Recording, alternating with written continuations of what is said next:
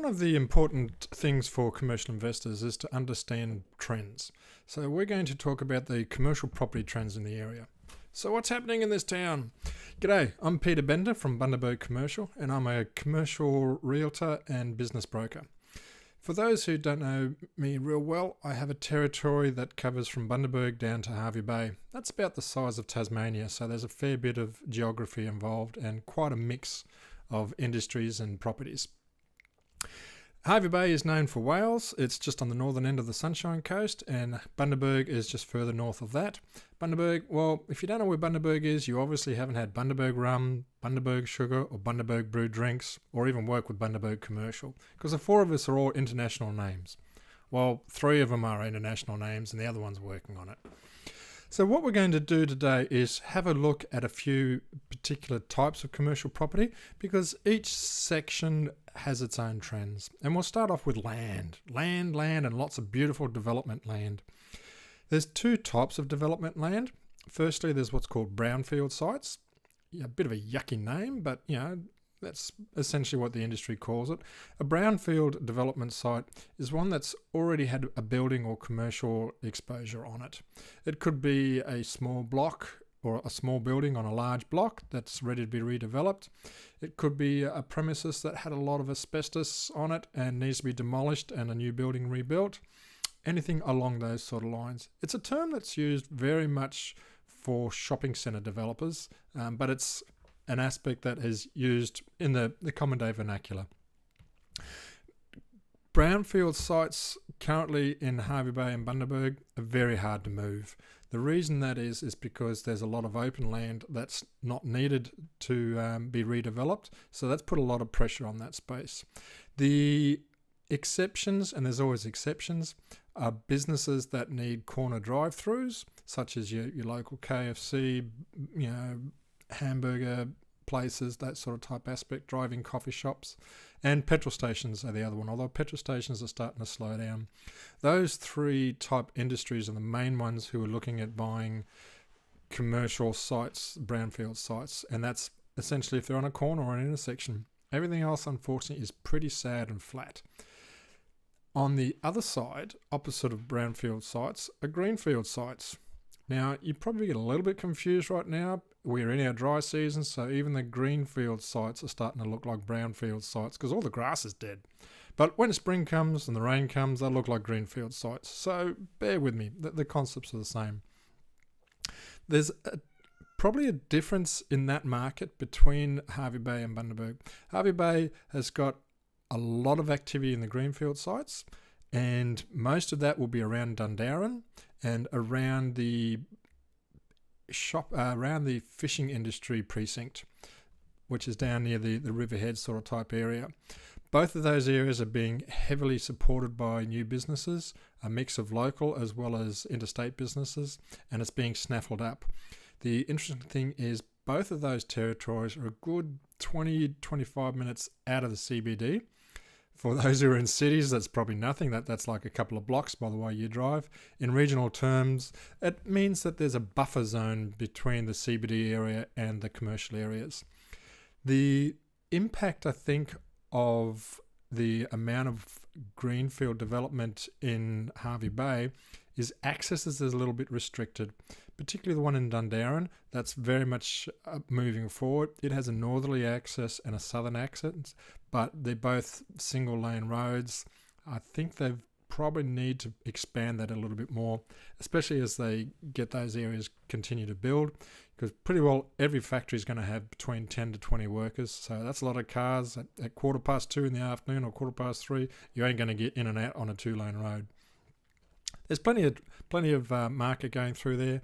Prices are holding up fairly well. The developments are at the stage now where they're starting to get approved and construction starting to work. In regards to Bundaberg for the greenfield sites, it's almost a story of 500 metres. Most of the greenfield sites right now is in the Joanna Boulevard district, where we have a lot of the big box retailers. Anaconda's moving in there. I think Repco's putting up another big premises there. There's a national storage complex going up in that area. So a lot of the big box retailers are picking up the land that is near other properties that have been developed, so near the Bunnings area of town. If you go probably 500 metres further down the road, on the other side of the roundabout, you've got a lot of greenfield sites available that doesn't have a lot of development on there. You've got, on that area, however, near the end, you've got the new hospital being built. So think of it as you've got Joanna Boulevard, a lot of empty greenfield sites, and then the hospital. So it won't be long before that area in the middle of the hospital and the intersection will start to develop. There's a little bit of interest and there's great opportunities. The big change in that area is prices are starting to really rise. I've seen some of my clients are lifting their prices by 20 to 25% because when you go down Joanna Boulevard, it's like neck snap territory. Oh, this one's being built. Oh, that one's being built. Oh, this one's being built. It's being built up quite quickly, and they recognise that now's the time to put their prices up. So if you're looking for a development site, either pick a brownfield site if you can, or get in quick to get some greenfield sites. Speaking of land, when you're talking regional Queensland, and for those who are not quite familiar with the Bundaberg region, we are just north of the Sunshine Coast, so we actually have a fair bit of agricultural land. A lot of avocados, mangoes, sweet potatoes, a massive amount of macadamias. This area is the world's biggest producer of macadamias. That's if you listen to the Macadamia Marketing Board, but I think they're pretty well right, and there's a lot more of it continuing on. There is recently a noticeable trend of a few of the medium-sized farms coming onto market. I'm not sure if they're moving yet, and to be honest, I don't do farming. It's a little bit too specialised for me. I've got enough working on the hardcore commercial and industrial areas, but I have noticed that some of the medium-sized farms, more on the outlying areas, we've actually got quite a few farms that are really butting up against urban development, and I don't think it'll be too long before we start to see some of those fall over to become housing developments. So that's it for land. After land, you would have a look on the hierarchy of property development. You would look at the hardcore industrial and commercial properties. All right, what's happening there? I'm just having a think. Anything that is heavy industrial, I've got manufacturers, people who are working in steel, I've got constructions, I've got cabinet makers. Those type of businesses themselves are very hard to move. They're making a good amount of money, but I think what has happened is in the last 10 or 20 years, with the way the world has gone, there hasn't been a lot of apprentices running through. Now, where that reflects in a buyer's market is if you don't have apprentices, then you don't have tradespeople, then you don't have tradespeople who are getting tired of being in the trade and want to actually own the businesses. So we've got a gap now of people who should be able to buy a lot of these industrial type businesses. Industrial businesses aren't suitable for everybody. I was hoping that we'd start to pick up the trend of some of the miners. There's a lot of tradespeople in Queensland working in the mines out of Billawheeler, out northwest, that sort of type area. But what I'm finding is those guys and girls who are coming back are actually buying more retail businesses or light industrial. They don't seem to be interested in wanting to buy businesses where there's trades work involved and they build that sort of aspect. So if you're looking for probably the bargain in regards to commercial property, have a look at some freehold businesses that have a heavy industrial business associated to it. There's plenty of opportunity because heavy industrial property is very hard to get. There's not a lot of it. There's a lot of light industrial and light commercial, but heavy industrial is a bit hard. And that's both in Hervey Bay and the Bundaberg region. If you go into more the commercial space, look, every investor wants to get a commercial investment property that's got a commercial business in there. I've got a lot of demand for that. I get calls quite repeatedly for people looking for that type of business. Anything that's got a 3-year lease so they can go to their bank, get plenty of gearing. That's the cream of the crop. If I have something like that, probably doesn't even get on the market or advertising because I've got list of buyers ready to walk in there. And that's the same, I think, for a lot of Australia. And that's probably a good time for me to take a time out. So the region that I have is regional. It's on the north side of the southeast Queensland belt that goes from the Gold Coast up to the Sunshine Coast. So it's not totally reflective of market around Australia. The things that make this area a little bit different, apart from the geography, is there is quite a strong underpinning of investment and commercial development. We've got the new hospital in Bundaberg. The region has a new power plant being built. There's an aquatic centre being built. The Section D, the bypass for Gympie, when that's complete, that's going to drive a lot more population base as well as transport and business coming up this way.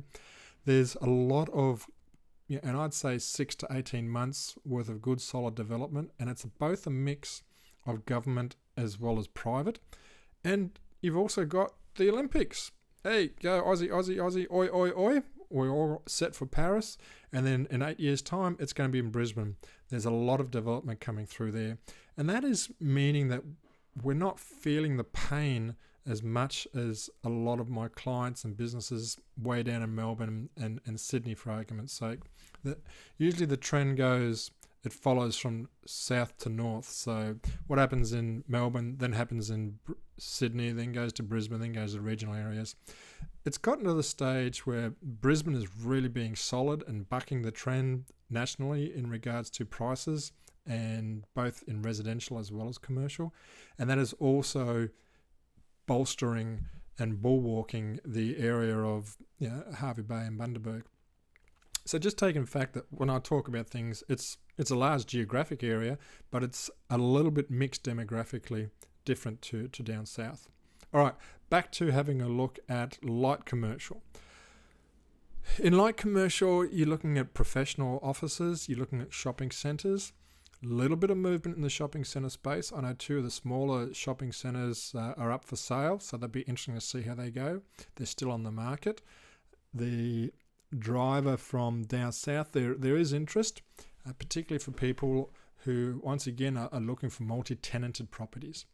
Now, in regional areas, we don't have a lot of multi-tenanted buildings. We don't have the high-rises. No, we have a few, but 5 stories is hardly considered a high-rise. We do have a lot of dual occupancy and maybe some smaller buildings that have got 3 or 4 occupants, a couple of arcades, the likes of that. So our mix for multi-occupancy units is far smaller, and also the number that's available is far smaller. In that space, however, there is quite a fair bit of activity. There's a couple of arcades for sale. They're both, 2 that I know of, are both in a situation where they need to have money spent on them. There's not been a lot of money spent on refurbishing the retail market. I've got one client that we put on list last week, which is professional offices. They would be the exception. They've done a full refurbishment of their 2-story building, and it looks great on the inside. It needs a coat of paint on the outside, but it's like houses. Some people like to play with the gardens and don't do much inside the house, and others are great inside the house and don't seem to play well on the outside. Commercial properties are the same. Some look great on the outside, but inside needs work, and vice versa. The retail sector is interesting. The pickup of leases now has done quite a big amount of benefit to the properties. We had a lot of properties on the market. There's not so much now. You have entire sections now that are fully let out, particularly on Burbong Street in Bundaberg and Main Street and Boat Harbour Drive down at Hervey Bay. A lot of that is first-time operators and small retailers. There's a little bit of mix in regards to some big players who are taking up, like some of some of the chemist franchises have taken up territory. Banks are almost non-existent now and looking to shrink their portfolio. There's very little new in the area of the likes of Coles, Woolworths and Aldi. They seem to have settled down a fair bit in that territory. So that's a bit of a space. But retail is definitely getting some life built into it. And I think it's one area to have a watch on, particularly if you can get something with a couple of tenancies. I've got one building it's got a bakery and a news agency. That type of thing is a good one to have a look at. The yields that you're looking at, okay, it really is a tale of 2 cities. Hervey Bay, the yield, you can talk to a lot of owners, existing owners, and they've got a 10% yield, and they're quite strong on holding that margin. The cap rate is probably closer to 8.5. So there's probably a premium on the yield. It really depends on the type of building. Hervey Bay has a lot more newer buildings, whereas Bundaberg has a lot more older buildings. In Bundaberg, the story is a little bit different. You're looking at a yield of probably 7.5, maybe to 8%, and a cap rate probably closer to 7 to 7.5%. The rents are starting to rise as they've starting to roll over and pick up. Those who had fixed rates of like 2 or 3% set 5 years ago, they're probably smiling very much. Those on CPI are probably a little bit getting shell shocked. Some of the rents are going up quite a lot because CPI was like 6% last year. You've also got the aspect of market reviews. The market reviews, the property price in Bundaberg and Hervey Bay, they're definitely increasing and probably above normal average rate. So these are the things that are starting to affect the cap rate and bring the cap rate up to be closer to yield and helps to maintain the yield. So in summary, what we'd have a look at in Hervey Bay and Bundaberg, greenfield sites are popular. You've got a bit of a depressed market for heavy industrial. Commercial is solid and the stellar performer, but very, very hard to get hold of. Retail could be an option for you to have a look at if you want to grab yourself a bargain. The other good thing about retail is it tends to be cheaper than commercial and tends to be definitely cheaper than heavy industrial. All right, so that's everything that's happening in the region. Stay tuned because I'm going to do another video on trends in the region in regarding businesses and the market sectors in particular businesses, and that'll affect people who are looking to buy businesses as well as property, because your tenants are going to be in those categories. So you want to know as an investor, is it a market that's doing well, or is it a market that I'm going to have to check my bank account each month to make sure the rent got in? All right, till next week, take care and God bless.